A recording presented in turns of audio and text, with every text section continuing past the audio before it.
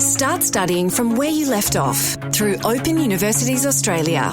No need to start from scratch. We can help you apply for credit for work experience and previous study. And with multiple study terms and thousands of subjects to choose from, you can enrol with leading unis today. To get your graduation back on track, start at open.edu.au. Open Universities Australia. Explore, choose, enrol.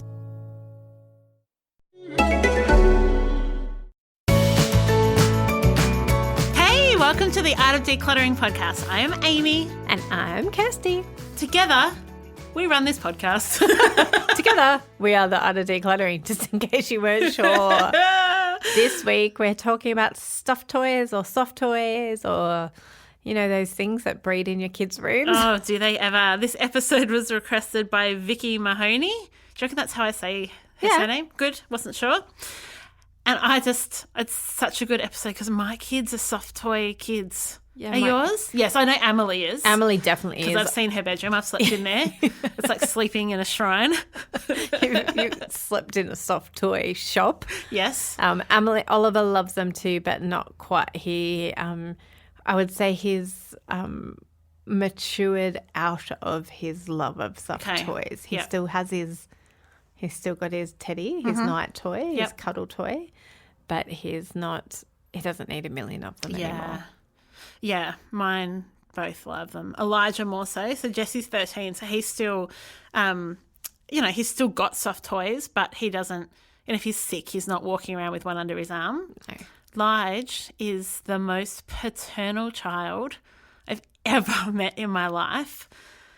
So in our family, Elijah doesn't have stuffed toys. He has real sons. Yeah. He calls them his sons. Okay, so not only are they his sons, but they're real. Oh, I'm a grandparent, all right. Yeah. But they're real. Yep. And not pretend real.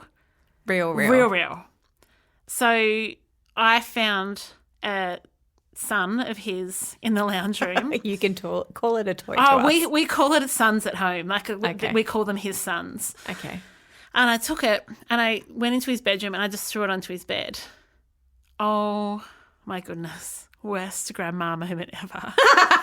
Because I had a sobbing, distraught child that I had abused one of his sons, and you would never throw me. You would never rough me like that. Why would you rough one of my sons? Don't you know they have feelings too? See, what you're doing right now is what I was doing trying not to do out loud. So we're talking, like, we go away on holidays and whatever son he brings with us has to go in carry-on because they can't breathe in the cargo area of a plane. So literally in a backpack, the son comes with the zip half open. Yeah, I was going to say, so like that they can meerkat sticking out. Head sticking out. We've had going to sleepovers and 2 hours of tears because we forgot our son. And he's a really intelligent kid. He's just so soft-hearted and divine and so paternal. Like, all he wants to be is a dad. That his sons, if him and Emily get married, oh my gosh, they'll have one of those creepy houses with toys everywhere. Toys and children. They'll have like 9 children. Oh, Elijah would love that. Oh, he would love it. But I love that. Like, I love that his passion for his sons is out of what God's put in his little heart for other people. You just got to take it very seriously. Very seriously. I'm still really wanting to cack myself. He got a new son on Friday night because my gorgeous sister Beck, Elijah and Beck both love the movie The Little Prince, you know, that French movie. They love it. And there's this fox. And so Beck had the soft toy of the fox. And she's recently moved house and she was getting rid of it. So she asked if Elijah wanted it. You should have seen his face light up. It was better than anything he's ever, like, he was just on ninth heaven. Like, it was gorgeous. So I come at soft toys as a grandma of sons. But it's a very, very important part of the Ravel household. And I think it's beautiful. I have no judgment that you're ever too old to sleep with us. I've got a friend who's in her early 40s who still sleeps with a teddy. And I'm so okay with that. I think that's great if that's what helps you sleep at night. Mm-hmm. Brilliant. All up for it. Yep. All right, that's the Ravel side of things. Kirst, hit us up. We do struggle to let go of soft toys. Again, Oliver not so much, but we do have very particular ones like that. I know we know that there's Ellie is part of our family. Mm-hmm. Like Ellie, it's like having a child. Ellie is our third child, and then Daddy Toy is our fourth child. Yeah, I've heard all about Daddy Toy. Yeah, so for listeners who haven't heard, there's they're very popular, and they were very popular a few years ago. You can get it's like a voodoo doll, really. It is a voodoo doll. It's got a picture of Simon it's printed. A full voodoo doll. It's a what? It's a full voodoo doll. It is a full voodoo doll. Except it's not. It doesn't have arms and legs on it because it's a photo. I took a photo of Simon and it got printed on material and then backed and stuffed. So, and Simon is wearing off. It's that well loved. And I got one for Oliver and Emily when Simon was traveling a lot. So Emily wants a mummy doll. Oh, because you travel more than he does now. Yes. But they are our non-negotiables. Yep. Oliver is fine not to take any other toys with him anywhere. Mm-hmm. Emily often... But he still if you came... When you're in Melbourne now, he's bought those? No, he's only bought Ellie. Yeah. Ellie comes. Yeah. Ellie he can't go to sleep without Ellie. Yeah. Yep. And then Emily has a menagerie. Yeah.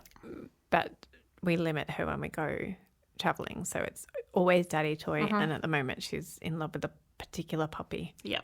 We've had to extend from one because it's not fair that he's not an only child and that his sons would be only children. So when we travel, they travel in pairs like on Noah's Ark. Dead set. This is the reasoning. I believe it's not even like I want a teddy for each arm. It's like they can't be alone. Who's he going to play with when we're out during the day? Like, that's really mean. Would you just lock him up inside all day? Has he seen Toy Story 4 yet? No, I'm going to take him on Wednesday. No, tomorrow. I'm going to take him on Tuesday. Yeah. Better not Wednesday. I've got a pretty big client Wednesday. I'm taking him tomorrow. He doesn't know this though, so that's all good. Well, he's not going to hear this. He's not. Then. Soft toys are very hard to declutter. Really hard. They're the adult version of sentimental items. Yeah, particularly when you have very paternal, maternal, and attached children. Yeah. Teddies are so much more than teddies when they're that age. They're their first friends. They're their first comfort when they hear an argument happen. They're the person that they talk to. Like, it's not just a teddy. Kirsty's looking at me like I've gone a bit Nana. I've got on the Lige train. Yeah, it's just so bizarre. I'm discombobulated right now. Don't you agree though? I do agree. I just find it so bizarre that you are okay with this. When this is not what you expected. You are in every other area. You are like no, declutter. Soft toys, clutter it up, baby. I just find it bizarre. Yeah. Do you not see the irony or hypocrisy? Yes, or... possibly. I'm not saying you should have a lot of them. Yeah, but I understand. I don't have one. It's good. I'm enjoying the complexity of Amy. I am. I'm not saying that's wrong. I'm just discombobulated. Yeah. So I had a teddy until I was probably 19 because a boyfriend had given it to me in high school. And I slept with him. His name's Bridges. And I slept with him probably till I was 18, 19. And then Jesse got him when he was born, and he loves sleeping with bridges. But I have, on occasion, when I've got really bad insomnia, gone and got bridges from Jesse's room. Like, we're talking in the last 5 years, probably 3 or 4 occasions, and gone, do you know what, if this will work? Yeah. Straight off to sleep. Wow. Straight off to sleep. So now I have like this really fluffy pillow near my bed. So if like I'm struggling to fall asleep, sometimes just having something that you can kind of get comfortable with helps. It's not quite a teddy, but I totally get it. Like my girlfriend who sleeps with a teddy in her 40s, I get it. It's not. But okay, so let's put aside the sleeping comfort teddies. Yeah. What about just the menagerie of soft toys? So I think there is definitely space. Oh, look, you know, there's space for all of it. If a kid wants all of it, it's challenging, you know, like I put limits on them. I want boundaries on it, but sleeping toys are different in my mind than stuffed toys that get played with once every holiday when you're pretending to be back at school. Okay, that makes sense. So you've got like the stuffed toys that are sitting in a toy basket that just never get played with versus the I can't go on a holiday without this one. I can't go to bed. Go anywhere without this one potentially. Yeah. And I think there's a couple of ways you can come at it. Like come at it from a health perspective. That thing is just like riddled with dust mites. If it's just sitting around, even if it's not just sitting around, if you're taking it everywhere. So my first piece of advice would be wash them. Like put them in a bra bag. That can be a good way to actually protect the actual toy or son. Put it in a bra bag, put it on a really light wash and dry it out in the sun so it gets rid of some of those dust mites because it can be really gross. Nits can get in on them. What else have I had clients have had trouble with soft toys? Scabies. I've had clients with scabies that have struggled with soft toys. So, you know, like there's so many things that can live in soft toys that you really like. You just clean them. Gross. Just clean them. They're little cesspools. Sometimes the kids dribble on them, wet the bed, vomit on them, snot on them, bleed on them. Does this make it sound enticing to anybody to have a stuffed toy in their house? I realised that we were getting in the car the other day to drive down here, and I realised that Ellie has blood all over her. She needs a wash. I know she needs a wash. The other thing about Ellie, she's had so many surgeries. Yes. Because Oliver likes eating her. But, you know, like it. Yeah, chewing on it. It's a chewing toy. 10-year-old disgusting child. Our poor children. So but Ollie also bites his fingers. So then his fingers bleed. Oh, and then it gets on Ellie. And it gets on Ellie, so she needs a wash. Yeah, and you can wash. If you're going to donate soft toys, please just only donate things you would be happy for someone to gift to your child. So if it really is gross and there's dirt all over it, you're going to have to throw it out because you don't want to pass that on to another home. You could use it to stuff a beanbag. Mm-hmm. What else could you do with your soft stuffed toys? Could wash them before you give them away. Yep, wash them, give them away. Good idea. Anything else? I can't. You used to be able to give them to places like hospitals. You can't do that anymore. They won't take them because they're just cesspools. But you might be able to give them to domestic. There's other places that you can donate them to. Yeah, women's refuges and I like that. And preschools and daycare centres and just depends. You need to check with the people that you're wanting to donate it to whether or not they'll take them. But wash them. Yep. Right, we all know how much you love the art of decluttering, and I have got something equally as good as the art of decluttering. It is Amy's book, Simply Organise. You get a couple of hours of Amy's dulcet tones talking to you as she explains to you all the goodness of how to simply get organised and declutter your home. Head over to Amazon and you can get the Kindle version or the audiobook there. Nobody gets into business to worry about how customers will find them online. That's why we created a new product for businesses called Digital Marketing Services. With help to build and host a website, you can worry about the right stuff. Get back to being that business with new Telstra Business Digital Marketing Services. Available from $60 months to months. Visit telstra.com/smallbusiness today.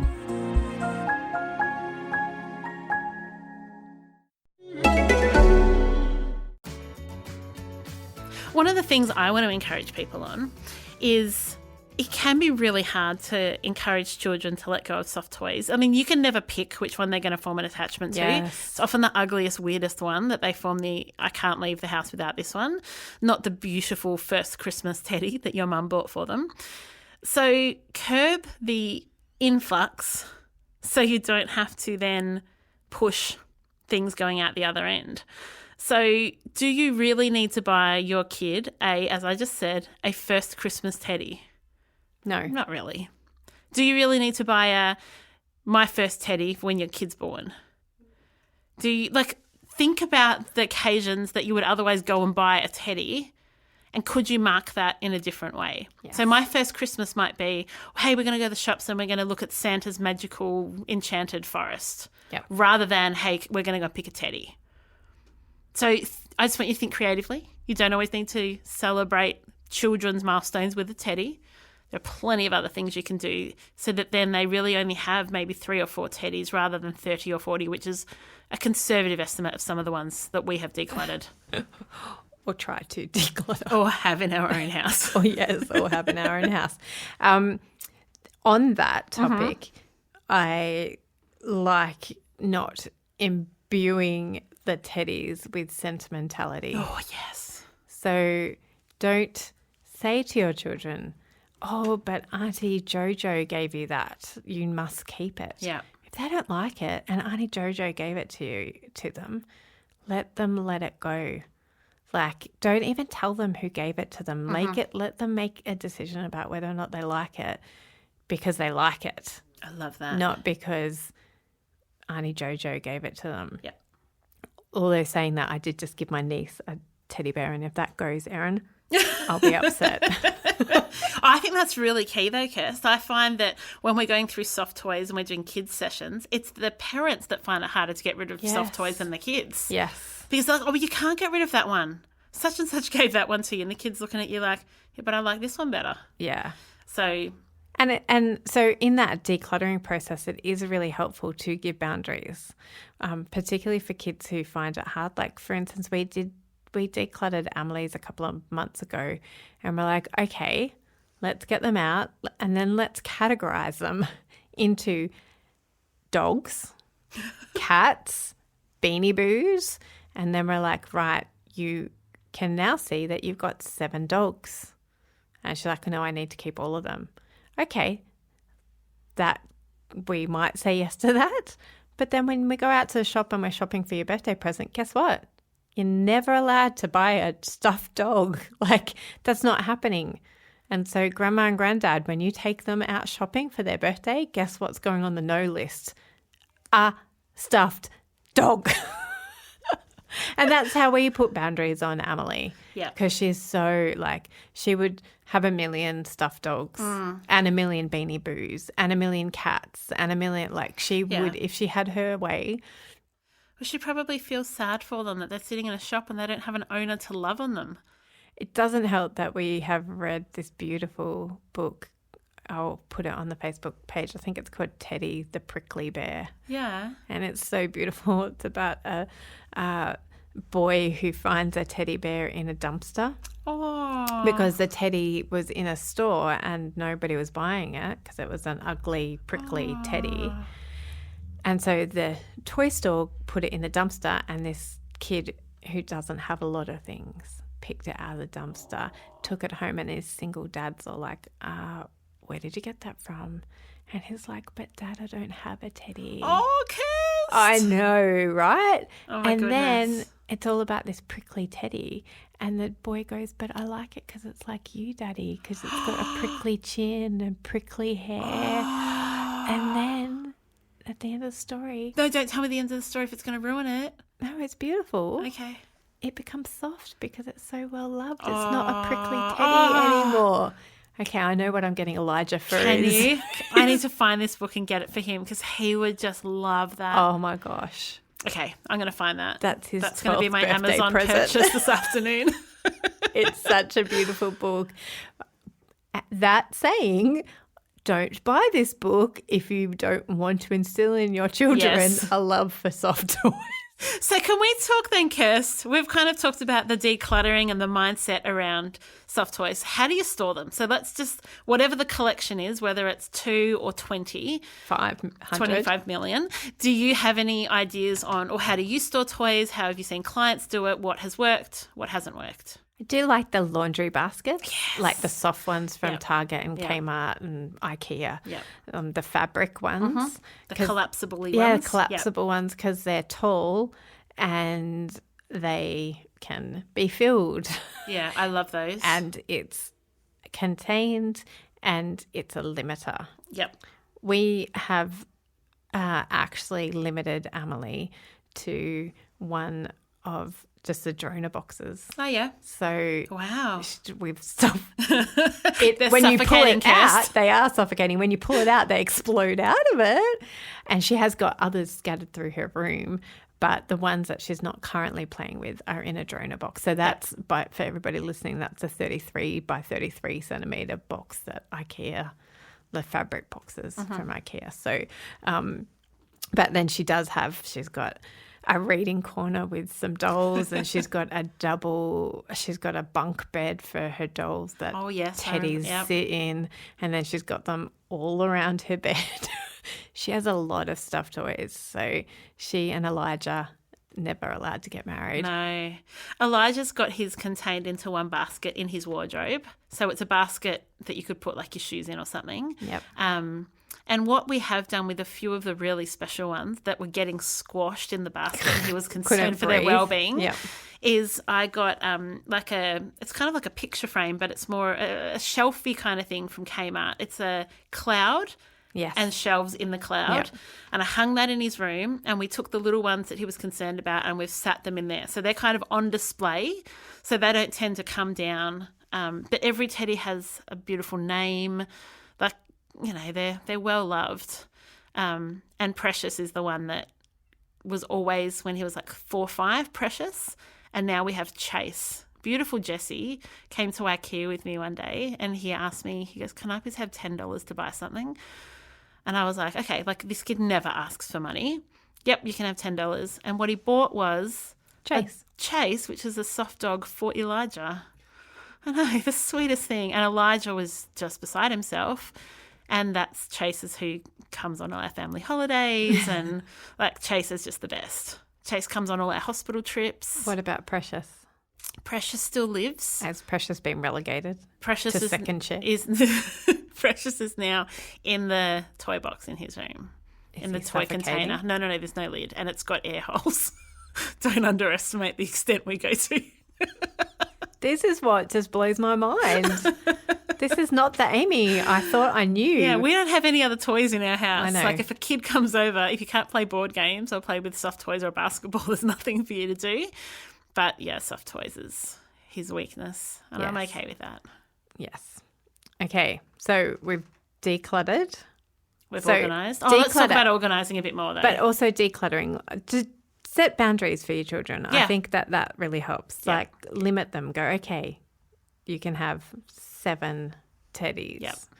Or you can have, and get them out and maybe put them in the categories, like I said, and say, okay, choose your 2 favourites. Or you can go one in, one out. Yes, you can get a new one, but which one would you like to donate to kids who don't have toys? I've got a friend whose daughter is on the spectrum and loves her toys, and like similar to Elijah, is really personable with them. And so what she does is she sets aside time. She's like, we're going to take these to children who don't have some. And so it really helps the childhood understanding of where things go. We're not throwing them in the bin. We're not whatever. So it might be a one in, one out thing. Yes. And I find that really helpful for kids with all their toys. Yeah, good idea. To say, this is where they're going, and let's really be thoughtful about children who don't have the luxuries and the things that you get to have. You have a birthday coming up. Why don't we go through your stuff and let go of some stuff so that more stuff could come in, or let's not bring any more stuff in and have an experience instead. But anyway. Can we talk about storage? Yes, Do you remember storage. back in the 80s, there used to be this thing that you would buy that was kind of like a teddy bear tree. Yep. And you'd hang it from the roof and it was like plastic chain and clips that came off it. We had them. So did we. We had one in every bedroom and you'd like hook every teddy on by their ear or the tail or the Elijah tag near their bum. That. He wouldn't have coped with that. But if they have a tag, he might have been okay with the tag. But not an ear. That's animal abuse. Yeah. Those things aren't around anymore. I have not seen one in 20 years probably. And remember the nets that you used to be able to hang in the corner of your room? Yep. They're not around anymore either. Basically, they were two ideas at organising that just never stuck. But too hard. Ikea do have a bag with holes in it. We used that for a little while, actually, in Elijah's room, so that they all do you know what? It's sounding weirder and weirder the longer I talk about it. Is. But so that they could all stick their heads out the holes. Yes. So we had one of those and then we reduced the quantity, so we found a different solution. Yes, you have a special child. He is the most sweetest thing this world has ever seen. And whoever gets to be his partner and have children with him is just going to be the luckiest person alive. Or the most neglected person. Because the children will take precedence. We've got to be careful. Elijah's class listened to one of our podcasts Elijah, the other day we love in class. We love you. Oh, You're amazing. Best. He's the best. Jessie is also amazing. Okay, so we're just digging holes here. So, okay. I have a review. Is there anything else you wanted to share on stuffed toys? Just remember that you are the parent. Great. And you get to decide what lives in your house. And you can be like Amy and be okay with all the stuffed toys. And that's awesome.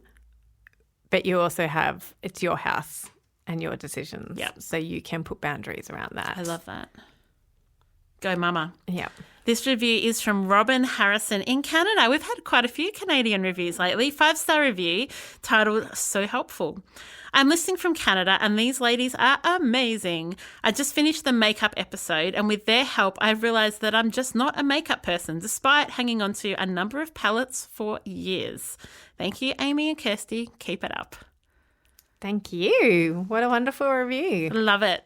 So if you have a child like Elijah and Amelie, or if you have a child more like Jessie and Oliver, come on over into the Facebook group and share with us your tips and tricks for getting them to declutter and your tips and tricks for storing the teddies. And if you want to hook Elijah up with his perfect match, let us know. Done. We're all for child brides. And all for matchmaking. I'm not old enough to be a real grandma.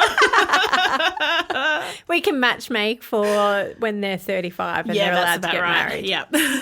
Have an amazing week. We'll see you next week. Bye. Bye. Thanks for joining us. If you've learnt something awesome today, we'd love you to leave us a review on iTunes or Facebook so others can find our podcast too. Don't forget you can see the show notes in your podcast app or over at our website, artofdecluttering.com.au. So if there's anything you want more info on, check it out there. If you'd like to join our supporter community, you can do so over at patreon.com/theartofdecluttering. We hope you have a great rest of your day and enjoy the freedom.